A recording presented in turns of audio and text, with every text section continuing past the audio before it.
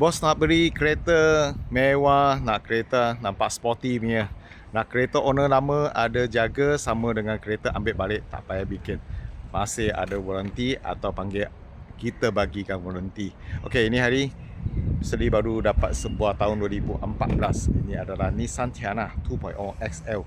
XL bermakna dia full spec lah. 2.0 sama dengan 2.5 ya. Ini model ada.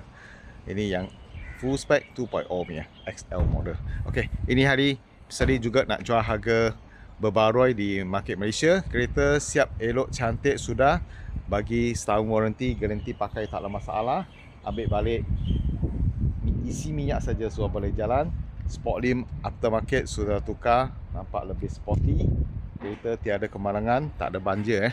Okey, ini hari berbaroi harga 29,800 saja. Boleh buat full loan. Kalau buat full loan bulanan 500 lebih lah, so boleh dapat kereta mewah, model modern, kereta nampak sporty. Okey, sekarang Misteri review ini kereta, kasih bos tengok. Selamat petang bos, Misteri baru dapat trade-in kereta baru. Ini adalah tahun 2014 Nissan Tiana 2.0 Auto yang model XV ya. Okey, kereta ni Misteri suruh buat satu layer cat lah. Bos jangan risau, tak payah buat cat sudah. Terus ambil balik, luar sudah lawa-lawa. Okey, Sportlim owner lama ada tukar yang aftermarket punya lah, nampak lebih sporty. Sama dengan tayar bunga ada 70% tebal pada pakai lama lagi. Okey, kita tengok lampu dia. Lampu memang cun cantik, elok lagi ni asal punya lampu bukan sudah tukar. Nampak cantik-cantik macam baru lah. Tu grey besar pun semua elok lagi. Cat semua cantik lagi. Sama dengan chrome dia pun tak ada tangga semua elok-elok lah. Kita tengok sekeliling cat dia. Sekeliling cat dia memang cantik lah sebab cat baru saja kan. Baru buat saja. Okey, lampu belakang pun elok-elok tak ada crack, tak ada pecah. Kiri kanan sama. Kiri kanan sama elok-elok lagi. Bos boleh nampak tulang dia memang tegak, cantik kan. Sini bawah pun sama. Elok-elok lagi. Okey, harga ini hari cuma nak jual 29,800 saja. Boleh buat full loan lah.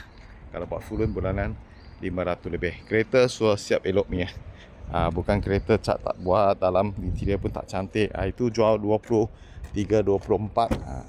Tapi ini semua elok sudah. Elok-elok, cantik-cantik sudah. Leather seat semua elok lagi Okay. Berfungsi. Power seat berfungsi, tak ada masalah. Dashboard pun semua cun cantik, elok lagi. Steering pun elok-elok, cantik Tepi pintu pun semua cantik-cantik lah. Kalau bos tengah nak cari kereta mewah, nak harga dalam 20 lebih punya, boleh buat full loan bulanan 500 lebih.